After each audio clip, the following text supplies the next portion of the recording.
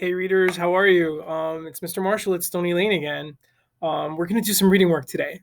All right, we're going to read a story together, and let's get started.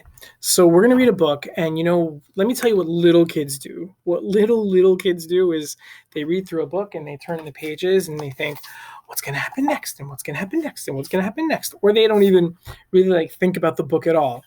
But when you get bigger as a reader, kind of like you.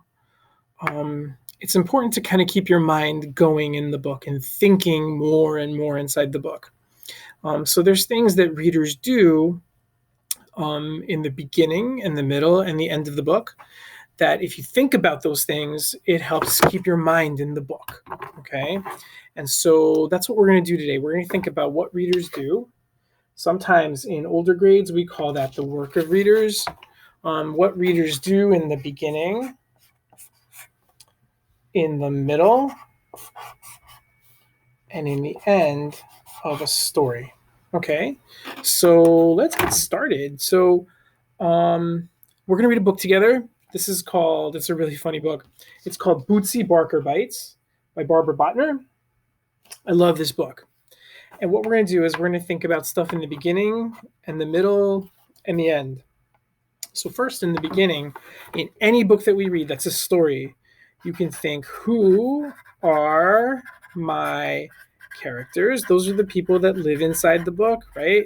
And they're doing stuff. We want to think, who are my characters and what kind of people are they? We want to think, do I like these people, right? And another thing we think about in the beginning of a book is we think, what will happen? We try to figure out what we think might happen throughout the story. Okay, that's something that grown-ups call predicting, right? You're trying to predict what happens in the story. So let's get started. So the book is Bootsy Barker Bites.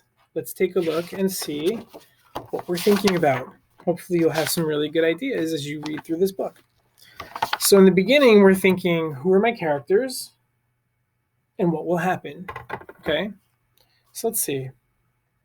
My mother and Bootsy Barker's mother are friends. They're best friends. When Mrs. Barker comes to visit, she always brings chocolate donuts, fresh strawberries, and Bootsy. So we now know that Bootsy is a character in the story. We don't know much about her except that she has these boots, right?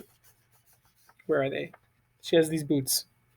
And we know that someone's telling the story, and they both have moms that are friends. First, we have a tea party. Then my mother tells Bootsy and me to play in my room. Wait a minute. Look at the way that Bootsy is walking the storyteller up to her room. This doesn't look good, does it? It looks kind of like Bootsy's sort of mean, right? Let's see what happens. So I try to get Bootsy interested in my book about turtles, but Bootsy hates turtles. So looking at Bootsy's face, right, do you see what she looks like right there? And thinking about, who hates turtles? Who hates turtles? I don't think I like Bootsy. I think I'm going to have a real problem with Bootsy, and I think that this girl is going to have a real problem with her too. Right? So I'm thinking, well, what will happen? I think that Bootsy's going to be acting mean throughout this book. You're a turtle, howls Bootsy. And I'm a turtle-eating dinosaur. Look at that. Yeah, it really looks like Bootsy's going to be mean. So who are my characters? I know Bootsy's a character, and I think she's a mean person, don't you? She's a mean person. Look at the way she's acting. What will happen? I think we're going to keep seeing Bootsy being mean, right? And that's going to be a problem. My mother calls, play nicely, girls. Bootsy yells, we are. I can't yell anything, because look at why she can't yell. Do you see that? They're not really good friends, are they? So, one more page here. It's time for the Barkers to go home. We'll be back tomorrow, says Mrs. Barker. I tell my mother I don't like playing with Bootsy Barker. My mother tells me I have to learn to get along with all kinds of people. Sounds like a mother, doesn't it? So now we're kind of getting to the middle of the story. So let's think about what readers do in the middle of the story. Well, readers think about a couple things in the middle of the story. We think about What is the problem? What is the problem? Like, what's the problem? What's wrong in this story, right? We also think about relationships. That's like a big fancy word for friendships, right? What are the friendships like in this book? So I think in this book, we're going to be thinking about what the problem is with Bootsy, and we're going to think about the relationship that Bootsy has with this girl, right? Let's keep going. I go to bed and dream that Mrs. Barker moves far away and takes Bootsy with her. But Mrs. Barker and Bootsy never go anywhere except the park and the grocery store and our house. It's so nice that you girls can be friends, says Mrs. Barker, as Bootsy leads me to my room. Look at the way she's leading her to the room this time. She's grabbing her by the pigtail. Like, yeah, that's the problem here, isn't it? She's really mean. She's really mean. Look at the way she's dragging her friend up to her room. So I let Bootsy look at my pet salamander, Charlene. I'm thinking about the relationship. I think we're going to learn some more. But Bootsy hates salamanders. You're a salamander, screams Bootsy, and I'm a salamander-eating dinosaur. Mrs. Barker knocks on the bedroom door. It's time for Bootsy to go home. Look at that picture. I don't know that I would want my friend treating me like that, right? Their relationship isn't a very good one, right? They're not being good friends. Tomorrow, she said, you get to be a worm.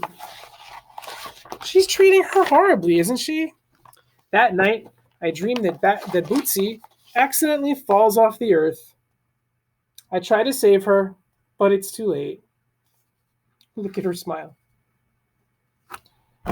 In the morning, my mother says she has a wonderful surprise. Bootsy will be staying overnight at our house while her parents are in Chicago. Look at that face. Look at that face. Well, I think we know what the problem is now, right? Bootsy keeps acting mean, and now Bootsy's going to be staying over and keep acting mean, right? So I think we're thinking a lot of stuff about the relationships too. Are you thinking what I'm thinking? We've got a terrible relationship because Bootsy's just like mean, constantly mean. So let's see what happens. So now it looks like something's going to happen. Ready? I picture Charlene and me being rushed to the hospital with dinosaur bites.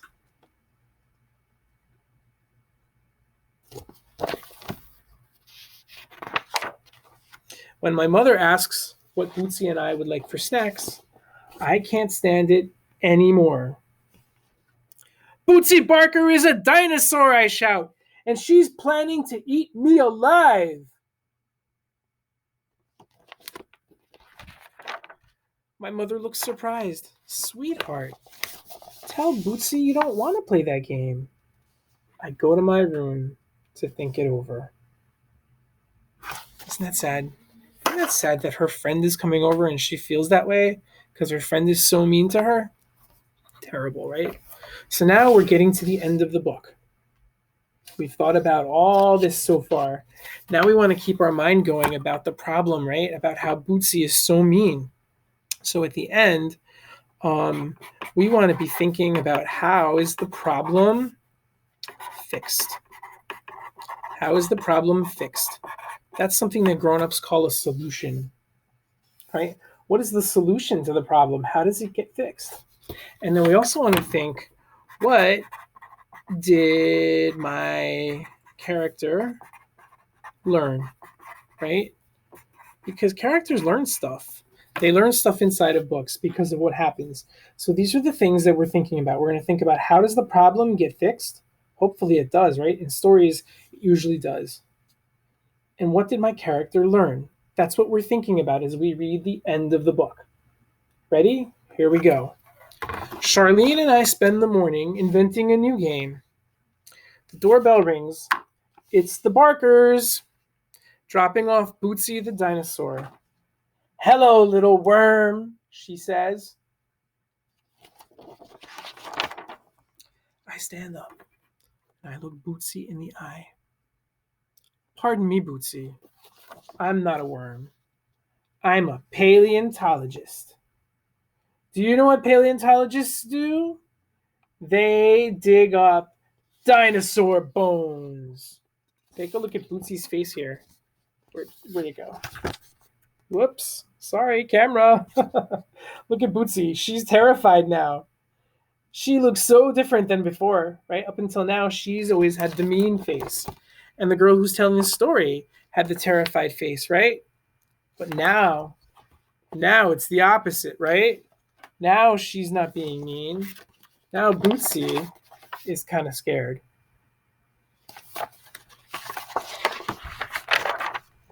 Bootsy runs out the front door. She wants to go with her parents. Mrs. Barker says Bootsy will have more fun if she stays at our house, but Bootsy throws a tantrum on the sidewalk. So Bootsy's parents take her to Chicago, which means I don't have to wish Bootsy takes a rocket to outer space.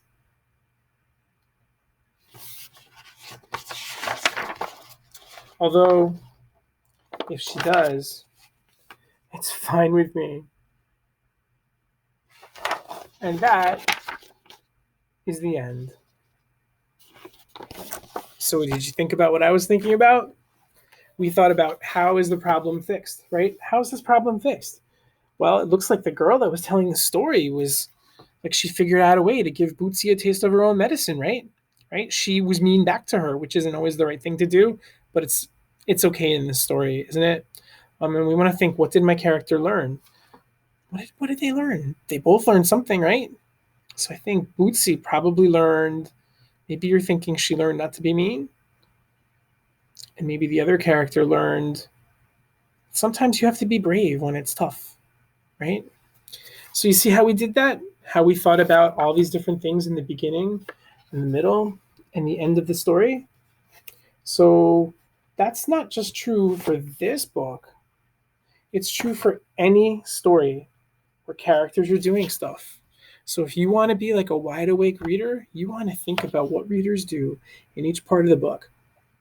And it'll help you to think hard about what's going on in your story. I hope you enjoyed that. I'll see you next time.